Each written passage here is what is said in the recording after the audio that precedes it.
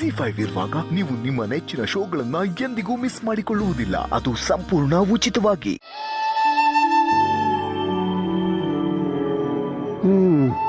ಶೇಷು, ಈ ನೀನು ಕಿತ್ತೋಗಿರೋ ಕನ್ನಡಕ ತೆಗೆದ್ಬಿಟ್ಟು ನೀನು ಆಪರೇಷನ್ ಮಾಡಿಸ್ಕೊಂಡ್ಬಿಡು, ಸರಿ ಹೋಗುತ್ತೆ.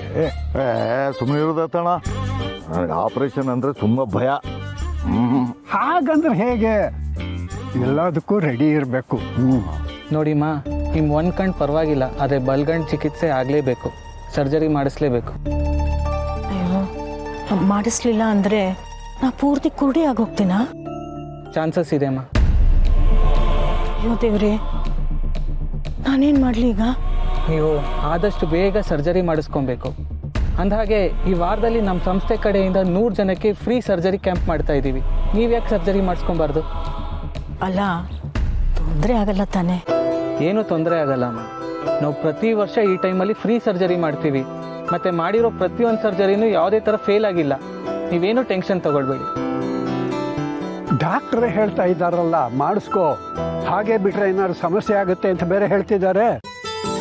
ಹೌದು ಪಾರ್ವತಿಯವರೇ, ಒಪ್ಕೊಂಬಿಡಿ. ಡಾಕ್ಟ್ರ್ ಹೇಳ್ತಿದಾರಲ್ಲ, ವರ್ಷಕ್ಕೆ ಒಂದೇ ಸರ್ತಿ ಈ ರೀತಿ ಆಪರೇಷನ್ ಮಾಡೋದಂತೆ. ಈ ಅವಕಾಶ ನಿಮಗೆ ಮತ್ತೆ ಸಿಗಲ್ಲ. ಹ್ಞೂ ಅಂದ್ಬಿಡಿ. ಅದು ನಿಜ, ಆದರೂ ನಂಗೆ ಸ್ವಲ್ಪ ಭಯನೇ ಆಗ್ತಿದೆ. ಭಯ ಯಾಕೆ? ನೋಡಿ, ನನಗೇನಾದ್ರೂ ಈ ಸಮಸ್ಯೆ ಇದ್ದಿದ್ರೆ ನಾನು ಈಗಲೇ ಆಪರೇಷನ್ ಮಾಡಿಬಿಡಿ ಅಂತಿದ್ದೆ. ಎಲ್ಲಾನು ಎದುರಿಸೋದಕ್ಕೂ ರೆಡಿ ಇರಬೇಕು. ಯಾಕೆ ತಾನೆ ನಾನು ಹೇಳಿದ್ದು ಸರಿ ತಾನೆ? ನನ್ನ ಮಗನೇ, ಅವಳಿದ್ದಾಳೆ ಅಂತ ಪೌರುಷ ತೋರಿಸ್ತಾ ಇದ್ದೀಯಾ? ಇದೆ ನಿನಗೀಗ. ಡಾಕ್ಟ್ರೇ, ಇವನಿಗೂ ಪಾಪ ಕಣ್ಣಿನ ಸಮಸ್ಯೆ ಇದೆ, ಇವನಿಗೂ ಆಪರೇಷನ್ ಮಾಡಿಬಿಡಿ. ಇವನು ಆಪರೇಷನ್ ಮಾಡಿಸ್ಕೊಳ್ಳೋದಕ್ಕೆ ಈಗಲೇ ರೆಡಿ ಇದ್ದಾನೆ ಅಲ್ವೇನೋ? ಎಲ್ಲ ಅರ್ಜೆಂಟು. ಡಾಕ್ಟ್ರು ಚೆಕಪ್ ಮಾಡ್ತಾರೆ, ಸ್ವಲ್ಪ ನಿಂತ್ಕೊಳ್ಳಿ ಸರ್. ಡಾಕ್ಟ್ರೇ, ಸರ್ಜರಿ ಮಾಡಿದರೆ ನನ್ನ ಕಣ್ಣು ಸರಿ ಹೋಗುತ್ತಾ? 99% ಅಮ್ಮ. ಅಷ್ಟಾದರೆ ನನ್ನ ಜೀವನನ ಹೇಗೋ ನಡೆಸ್ಕೋತೀನಿ. ಮತ್ತಷ್ಟು ಮಕ್ಕಳಿಗೆ ಸಂಗೀತ ಪಾಠ ಹೇಳ್ಕೊಡ್ತೀನಿ. ಬಿಡುವಿದ್ದಾಗ ತರಕಾರಿನ ಹೂವು ಮಾರ್ಕೋತೀನಿ. ನೀನು ಎಲ್ಲ ಮಾಡುವಂತೆ. ಮೊದಲು ಸರ್ಜರಿಗೆ ರೆಡಿ ಆಗು, ಎಲ್ಲ ಒಳ್ಳೆಯದಾಗತ್ತೆ. ನಿಮ್ಮಿಂದಾಗಿ ನನಗೆ ಕಣ್ಣು ಬರ್ತಾ ಇದೆ. Thank you. ಮೊದಲು ಸರ್ಜರಿ ಆಗಲಿ, ಆಮೇಲೆ ಅದೆಲ್ಲ.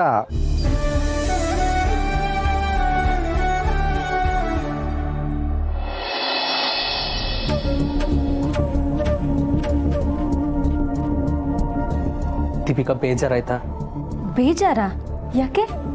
ಸ್ವಿಟ್ಜರ್ಲ್ಯಾಂಡಿಗೆ ಹೋಗೋದು ಬೇಡ ಅನ್ನಲ್ಲ, ಅದಕ್ಕೆ ಬೇಜಾರಾಯ್ತಾ? No way Abhi. ಇನ್ಫ್ಯಾಕ್ಟ್ ನಿನಗೆ ಗೊತ್ತಲ್ವಾ ನನಗೆ ಫ್ಯಾಮಿಲಿ ಜೊತೆಲಿ ಇರೋದು ಎಷ್ಟು ಇಷ್ಟ ಅಂತ.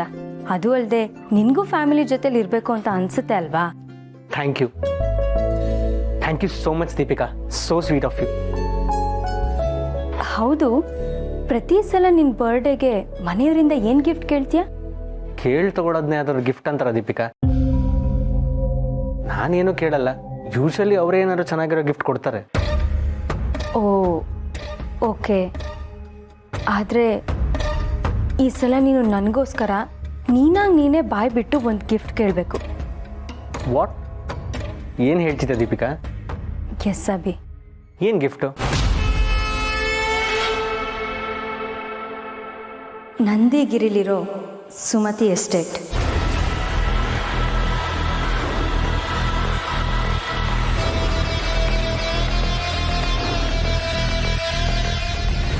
ಏನು ಹೇಳ್ತಿದ್ಯಾ? I you mad? ಅಮ್ಮನ ಹೆಸರಲ್ಲಿರೋ ಎಸ್ಟೇಟ್ ಅದು, ಅದನ್ನು ಯಾರೂ ಮುಟ್ಟೋ ಹಾಗಿಲ್ಲ. ಅದಕ್ಕೆ ನಾನು ಹೇಳ್ತಿರೋದು ಅಭಿ, ಅದು ನಿಮ್ಮಮ್ಮನ ಹೆಸರಲ್ಲಿರೋ ಎಸ್ಟೇಟು. ಈಗಾಗಲೇ ನಮ್ಮ ಫ್ಯಾಮಿಲಿ ಟ್ರೀಯಲ್ಲಿ ಆ ಸಮರ್ ಸಂಧ್ಯಾ ಹೆಸರು ಸೇರ್ಕೊಂಡಿದೆ. ಅವ್ರು ಮುಂದೊಂದಿನ ಆಸ್ತಿಯಲ್ಲಿ ಪಾಲು ಕೇಳೋರೆ. ಆಗ ಈ ಎಸ್ಟೇಟಲ್ಲೂ ಪಾಲು ಕೇಳಿದ್ರೆ ಏನು ಮಾಡ್ತೀಯಾ? ಏನು ಹೇಳ್ತಿದ್ಯಾ ದೀಪಿಕಾ? ಹೌದು ಅಭಿ, ನನಗೆ ತುಳಸಿ ಅಮ್ಮನ ಮೇಲೆ ಇರೋ ನಂಬಿಕೆ ಅವ್ರ ಮೇಲೆ ಇಲ್ಲ. ನಿಮಗೆಲ್ಲ ಆ ಎಸ್ಟೇಟ್ ಎಷ್ಟು ಎಮೋಷನ್ ಅಂತ ನನಗೆ ಗೊತ್ತು. ಅವ್ರು ಬೇರೆ ಯಾವುದ್ರಲ್ಲಾದರೂ ಪಾಲು ತಗೊಳ್ಳಿ, ನಾನು ಬೇಡ ಅನ್ನಲ್ಲ. ಆದರೆ ನಿಮ್ಮಮ್ಮ ಸುಮತಿಯವರು ಅಷ್ಟು ಇಷ್ಟಪಟ್ಟು ಬೆಳೆಸಿರೋ ಆ ಎಸ್ಟೇಟಲ್ಲಿ ಅದು ಹೇಗೆ ಪಾಲು ಕೊಡ್ತೀಯಾ ಅಭಿ? ನೋ ವೇ ದೀಪಿಕಾ, ಅದ್ರಲ್ಲಿ ಪಾಲ್ ಕೊಡೋ ಚಾನ್ಸೇ ಇಲ್ಲ. ಆಗ ಹಾಗೆ ಹೇಳೋಕ್ಕಾಗಲ್ಲ ಅಭಿ, ಯಾಕೆಂದರೆ ಅದು ನಿನ್ನ ಹೆಸರಲ್ಲಿ ಇಲ್ವಲ್ಲ.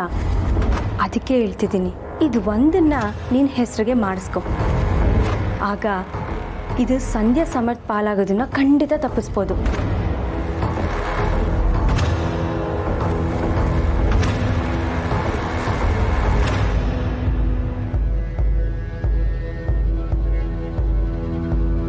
ನೀನು ಹೇಳ್ತಿರೋದು ಕರೆಕ್ಟಾಗಿದೆ ದೀಪಿಕಾ, ನಾನು ಇದನ್ನು ಯೋಚನೆನೇ ಮಾಡಿರಲಿಲ್ಲ.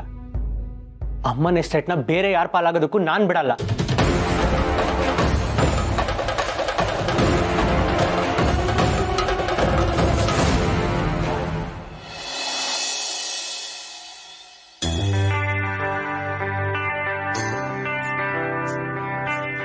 ಶಾರ್ವರಿ, ಏನು ಇಷ್ಟು ಬೇಗ ರೆಡಿ ಆಗಿದೆಯಾ? ಎಲ್ಲಾದರೂ ಹೋಗ್ತಿದ್ಯಾ? ರೀ, ಇವತ್ತು ಅಭಿ ಬರ್ಡೇ ಅಲ್ವೇನ್ರಿ? ಹ್ಯಾಪಿ ಬರ್ಡೇ ಆದರೆ ನೀನು ಯಾಕೆ ಇಷ್ಟು ಬೇಗ ರೆಡಿ ಆಗಿದೆಯಾ? ಅಯ್ಯೋ, ನಿಮ್ಗೆ ಗೊತ್ತಿಲ್ವಲ್ಲ, ಅಭಿ ಬರ್ತಡೇ ದಿನ ಮೊದಲು ನನ್ನ ಮುಖನೇ ನೋಡೋದು. ಸುಮತಿ ಅಕ್ಕ ಹೋದಾಗ್ಲಿಂದ ಪ್ರತಿ ವರ್ಷ ಬರ್ತಡೇ ದಿನ ಬೆಳಬೆಳಿಗ್ಗೆನೆ ಮೊದಲು ನನ್ನ ಮುಖನೇ ನೋಡ್ತಾನೆ. ಹೌದಾ?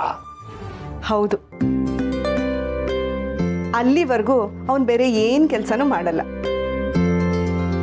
ಪರವಾಗಿಲ್ವೇ, ಅತ್ತಿಗೆ ಹೋದ ಮೇಲೆ ನೀನು ಅವರನ್ನು ಅಷ್ಟು ಚೆನ್ನಾಗಿ ನೋಡ್ಕೊಂಡಿದ್ಯಾ. ಹೌದು ರೀ, ಒಂದು ದಿನಾನು ಅವ್ರಿಗೆ ಸುಮತಿ ಅಕ್ಕ ಇಲ್ಲ ಅಂತ ಫೀಲ್ ಆಗದೆ ಇರೋ ಥರ ಅವ್ರನ್ನ ನಾನು ನೋಡ್ಕೊಂಡಿದ್ದೀನಿ. ಅದರಲ್ಲೂ ಅಭಿ ಅಂದರೆ ನನಗೆ ತುಂಬಾ ಪ್ರೀತಿ. ಕೆಲವೊಂದು ಸತಿ ನಿಧಿಗಿಂತ ಜಾಸ್ತಿ ಪ್ರೀತಿನ ಅಭಿ ಮೇಲೆ ತೋರಿಸಿದ್ದೀನಿ ರೀ. ಅದಕ್ಕೆ ಅಭಿನೂ ನಿನ್ನ ಅಷ್ಟು ಪ್ರೀತಿ ಮಾಡೋದು.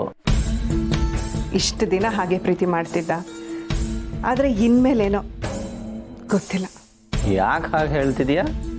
ಅಲ್ಲ, ಹೀಗೆ ಹೇಳ್ತಿದ್ದೀನಿ ಅಂತ ಅಲ್ಲ, ತುಳಸಿ ಅವ್ರು ಬಂದಮೇಲೆ ಅಮ್ಮ ಬಂದ ಹಾಗೆ ಅಲ್ವಾ, ನನ್ನಿಂದ ದೂರ ಆಗ್ತಾನೇನೋ ಅನ್ನೋ ಆತಂಕ.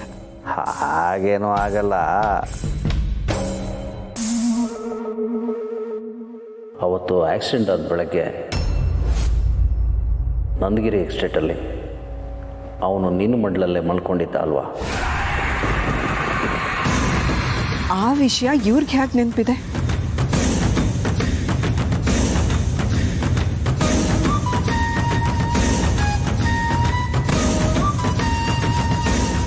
ಅರೆ, ಆ ದಿನದ ವಿಷಯ ಈಗ ಯಾಕೆ ನೆನಪಾಗ್ತಿದೆ?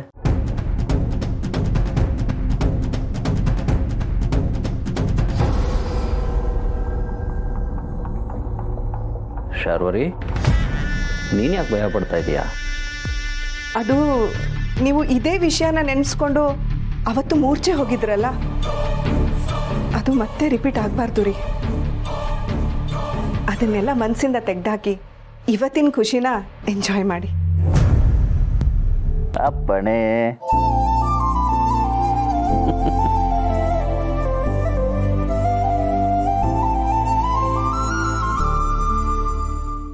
ZEE5 ಆಪ್ ಡೌನ್ಲೋಡ್ ಮಾಡಿ ಎಲ್ಲಾ ಸಂಚಿಕೆಗಳನ್ನು ಸಂಪೂರ್ಣ ಉಚಿತವಾಗಿ ನೋಡಿ.